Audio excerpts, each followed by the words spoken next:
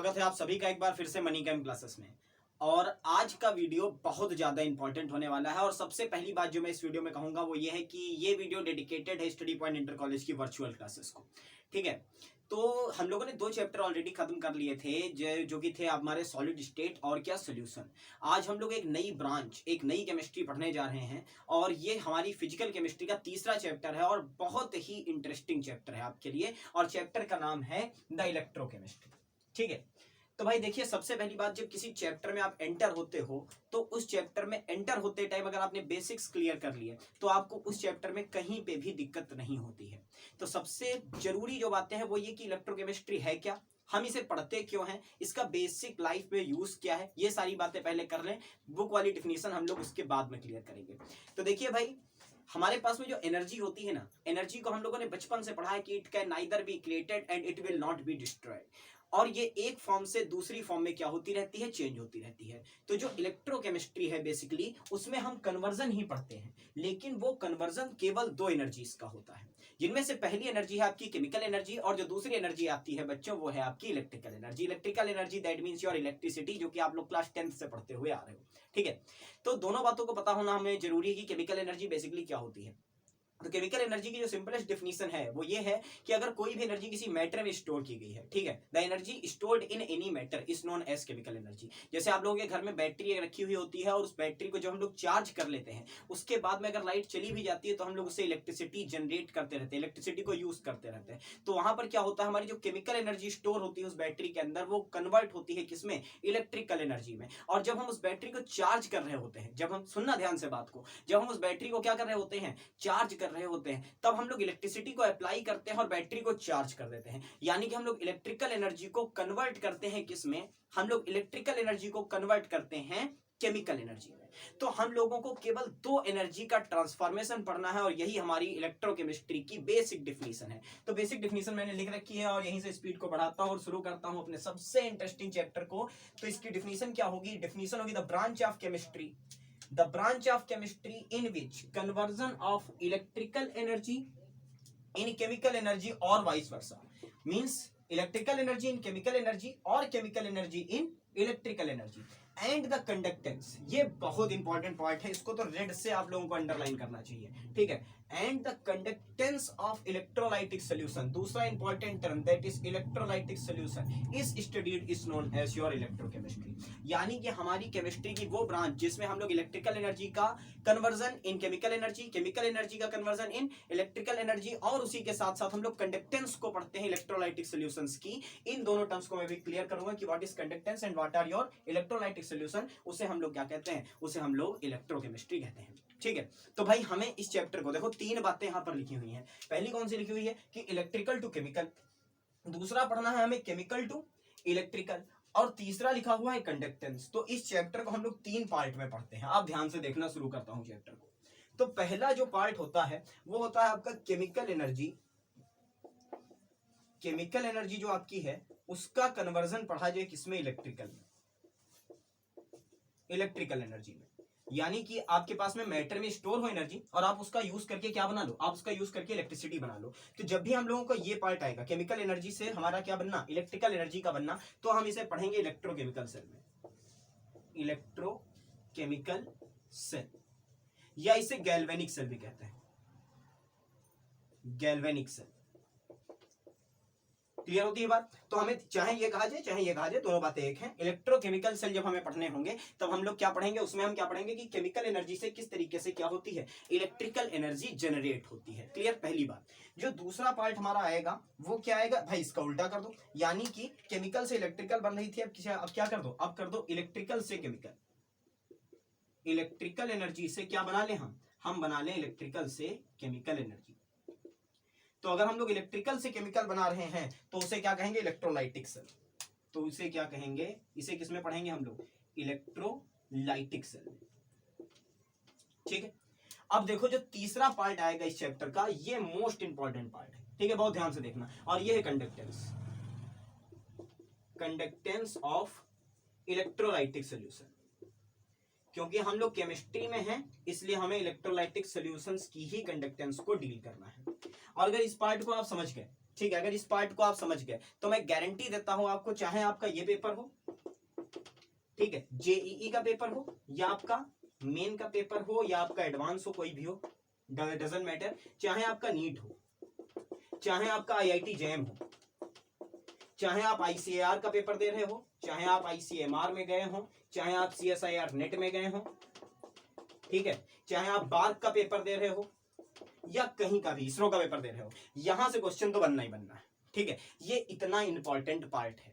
तो इस पार्ट को तो हम लोग सबसे पहले यहीं से शुरू करेंगे। अपनी जो इलेक्ट्रोकेमिस्ट्री होगी उसे हम कंडक्टेंस ऑफ इलेक्ट्रोलाइटिक सॉल्यूशन से ही करेंगे, और मैं हर जगह से आपको क्वेश्चन निकाल करके दिखा दूंगा कि कहां कहां पर इस टॉपिक से, पर्टिकुलर टॉपिक से क्वेश्चंस पूछे गए हैं। क्लियर? चलो भाई, तो हम लोग क्या करते हैं, अभी हम लोग करते हैं कि हम लोगों को सबसे पहले इस चैप्टर को अगर शुरू करना है तो पढ़ना होगा क्या कि ये इलेक्ट्रोलाइटिक सॉल्यूशन जो होते हैं बेसिकली ये क्या होते हैं। ठीक है, चलो भाई, तो शुरू करें। इसका एक बार आप लोग चाहो तो स्क्रीनशॉट ले लो, उसके बाद में मैं आगे बढ़ता हूं।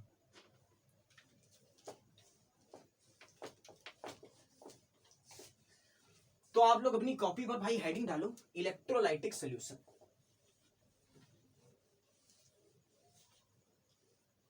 या सबसे पहली हेडिंग अगर आप डालो तो उन्हें उससे डालो क्या, इलेक्ट्रोलाइट,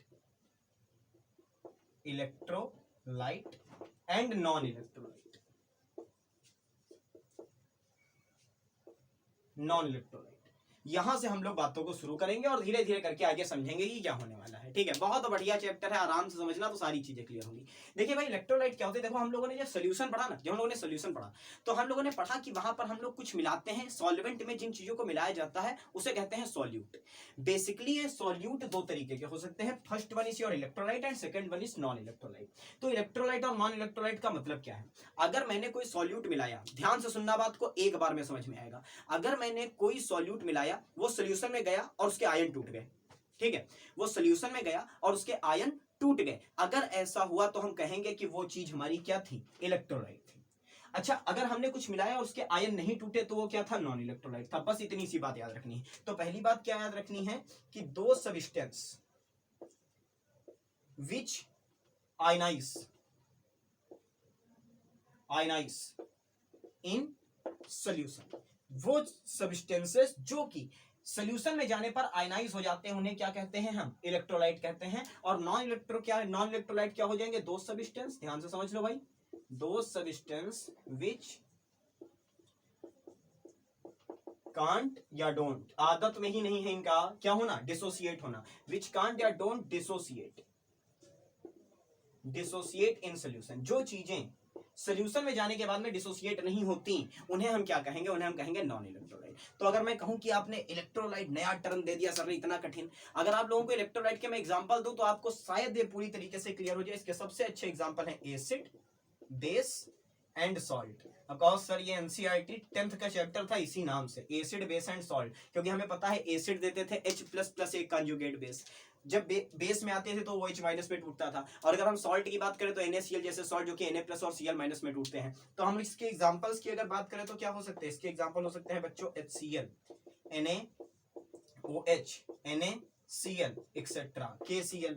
ठीक है, चाहे जितने लेते चले जाओ, कोई भी एसिड बेस और सॉल्ट ले लो तो वो क्या हो जाएंगे, हमारे इलेक्ट्रोलाइट हो जाएंगे। अच्छा, नॉन इलेक्ट्रोलाइट की बात करें तो नॉन इलेक्ट्रोलाइट क्या होगा, सबसे अच्छा C6H12O6, ग्लूकोज। क्या चीनी मिलाते हो वो टूट जाती है क्या अंदर जाकर के, जो चीनी मिलाते हो वो अंदर जाने के बाद क्या टूट जाती है, टूटती नहीं है, वो एसिडिस रहती है। ठीक है, C2H5OH, एथाइल अल्कोहल, अगर हम लोग अल्कोहल पानी में मिलाते हैं तो पानी में जाने के बाद में टूटता नहीं है। ठीक है, तो ये हो गया हमारा इलेक्ट्रोलाइट क्या होते हैं और हमारे नॉन इलेक्ट्रोलाइट क्या होते हैं। तो बेसिक थिंग क्या आपको ध्यान में रखनी है कि अगर हमने कोई सॉल्यूट मिलाया, वो सोल्यूशन में जाने पर डिसोसिएट हो गया, हमने कोई सॉल्यूट मिलाया, वो सोल्यूशन में जाने पर डिसोसिएट हो गया तो वो इलेक्ट्रोलाइट है, और अगर वो डिसोसिएट नहीं हुआ तो वो नॉन इलेक्ट्रोलाइट है। इलेक्ट्रोलाइट के तौर पे हम एसिड, बेस या सॉल्ट में से किसी को भी यूज कर सकते हैं। Is it clear? अगर पूरी तरीके से क्लियर है तो प्रोसीड करते हैं आगे। पहले आप इसको क्या कर लीजिए, नोट कर लीजिए। अब बच्चों, हमारे इलेक्ट्रोलाइट भी दो तरीके के होते हैं, पहला होता है हमारे स्ट्रॉन्ग इलेक्ट्रोलाइट और दूसरे होते हैं हमारे वीक इलेक्ट्रोलाइट। ठीक है, तो उनकी बात करते हैं कि इलेक्ट्रोलाइट हमें पढ़ने केवल ये है, क्योंकि कंडक्टेंस तो यही देंगे, वो तो देते ही नहीं है कंडक्टेंस। ठीक है, चलो भाई आगे बढ़े।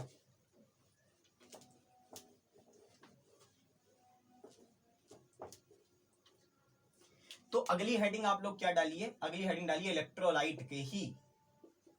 इलेक्ट्रोलाइट को अगर क्लासिफाई करें तो कितने तरीके से हो सकता है, तो पहला होगा आपका स्ट्रॉन्ग और दूसरा होगा आपका वीक।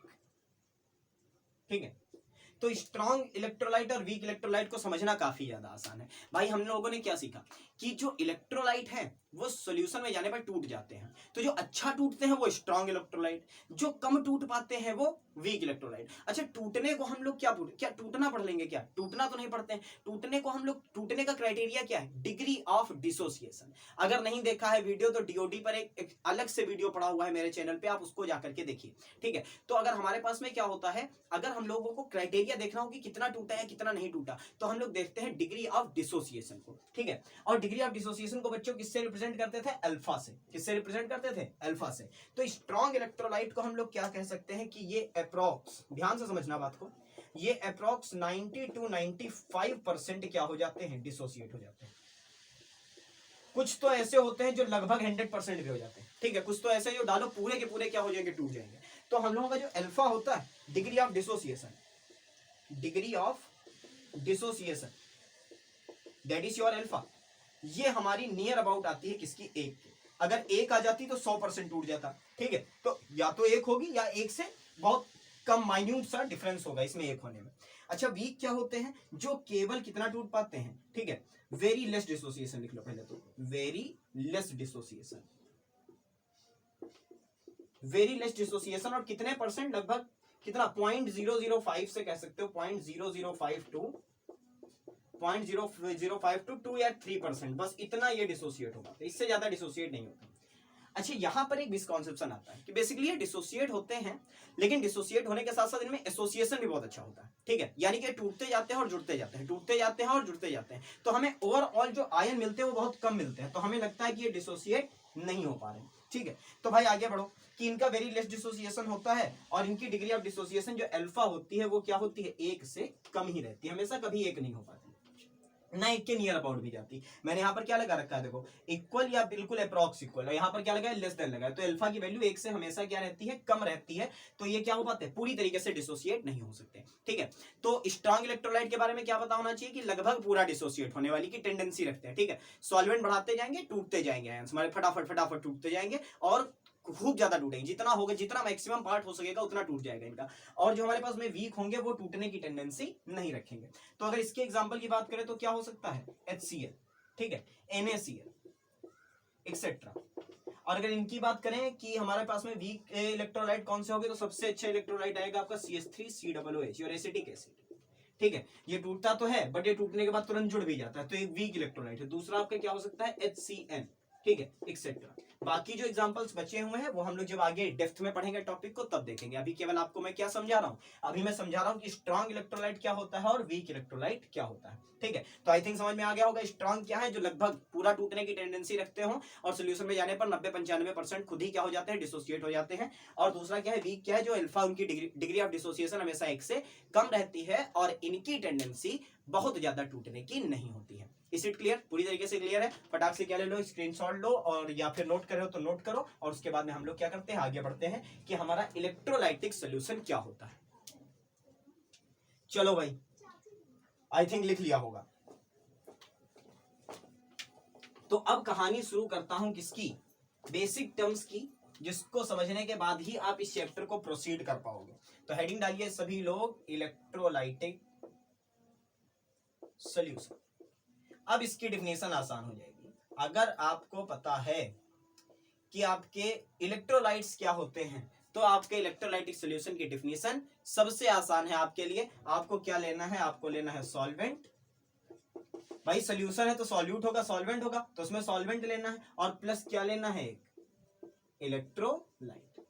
आपको एक सॉल्वेंट में क्या मिला देना है? एक इलेक्ट्रोलाइट को मिला देना है। और इलेक्ट्रोलाइट को मिलाने का मतलब क्या है कि वो जब सॉल्वेंट में जाएगा, तो उसके आयन क्या होंगे? उसके आयन तुरंत क्या होंगे? डिसोसिएट होना स्टार्ट हो जाएंगे। अच्छा, तो इलेक्ट्रोलाइटिक सॉल्यूशन की क्या ये डेफिनेशन लिख दोगे? नहीं लिखोगे। डेफिनेशन क्या लिखोगे? डेफिनेशन लिखोगे those solution which can conduct electricity,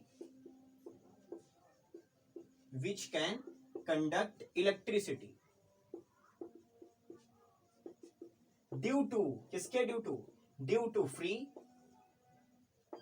to free ions present इन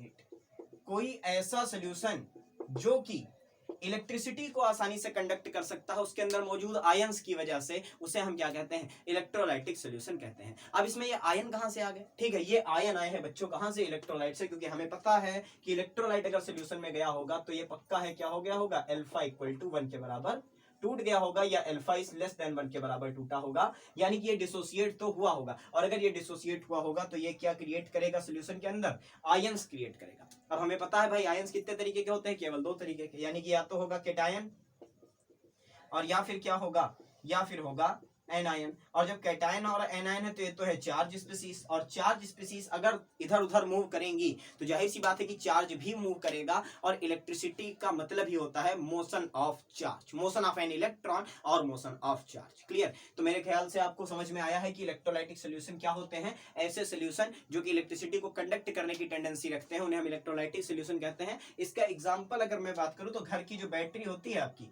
उस बैटरी में आपका किसका सोल्यूशन भरा हुआ होता है, H2SO4, या फिर HCl का सोल्यूशन किसके साथ भरा हुआ होता है, पानी के साथ भरा हुआ होता है। यानी कि आपको पानी देखना होता है, H2 हो गया आपका सॉल्वेंट, और ये एसिड जो है, पता है मैंने बता दिया कि जो एसिड है आपके वो क्या होते हैं, इलेक्ट्रोलाइट्स होते हैं। तो यहां से हम लोगों को क्लियर होता है कि जो घर के अंदर बैटरी है उसके अंदर जो सोल्यूशन भरा हुआ होता है वो भी एक इलेक्ट्रोलाइटिक सोल्यूशन ही है। क्लियर? पूरी तरीके से बात।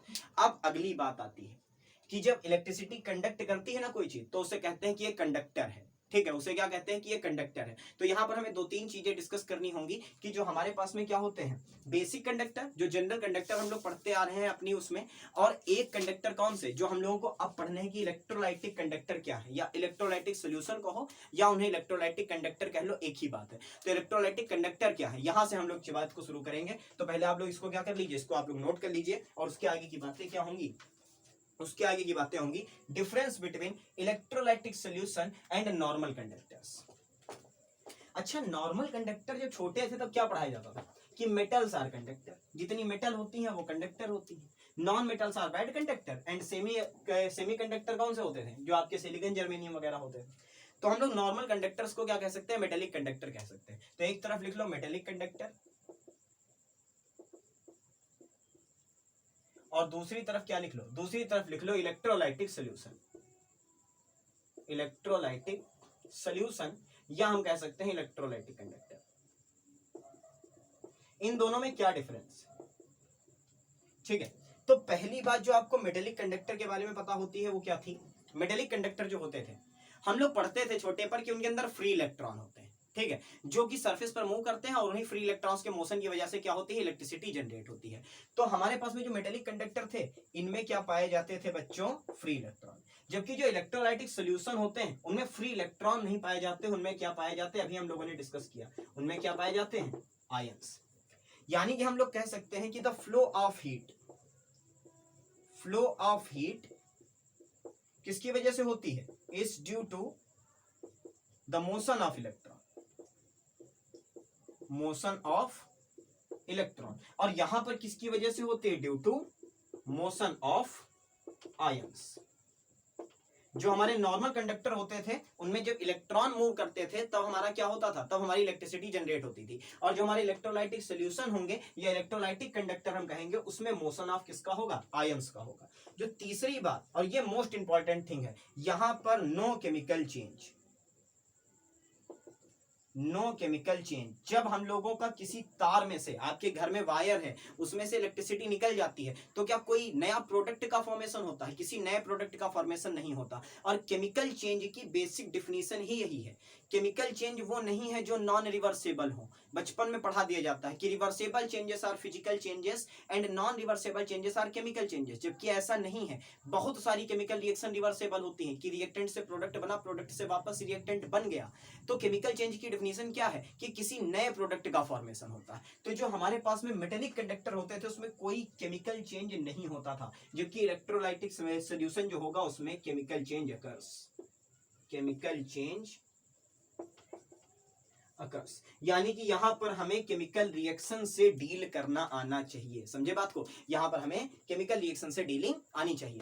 अब आगे आते हैं, जो अगली बात आती है वो बहुत प्यारी बात है और मोस्ट इंटरेस्टिंग बात। जब हम लोग टेम्परेचर को इंक्रीज करते थे, ध्यान रखना बात को, जब टेम्परेचर को इंक्रीज करते थे तो इनका रेजिस्टेंस भी क्या हो जाता था, इंक्रीज हो जाता था। रेजिस्टेंस बढ़ जाता था। छोटे पर कॉन्सेप्ट पढ़ा था, अभी मैं कंडक्टेंस पढ़ाऊंगा तब क्लियर करूंगा। मैं तो इसका क्लियर करूंगा, लेकिन इसका अभी क्लियर कर रहा हूं कि जब हम लोग क्या करते थे, जब हम लोग टेम्परेचर को इंक्रीज करते थे तो जो एनर्जी होती थी इलेक्ट्रॉन की वो बढ़ जाती थी। मींस वैलेंस इलेक्ट्रॉन की एनर्जी बढ़ जाती थी और वो इनअप्रोप्रिएट करते थे, जो आपके इलेक्ट्रॉन्स का फ्लो होता था उसे रोकने की कोशिश करते थे। और उसी रोकने की कोशिश को तो हम लोग रेजिस्टेंस पढ़ते थे, यानी कि टेम्परेचर बढ़ाने पर रेजिस्टेंस बढ़ता था। और यहां पर अगर हम लोग टेम्परेचर को इंक्रीज करते हैं तो बच्चों रेजिस्टेंस क्या होगा, घट जाएगा।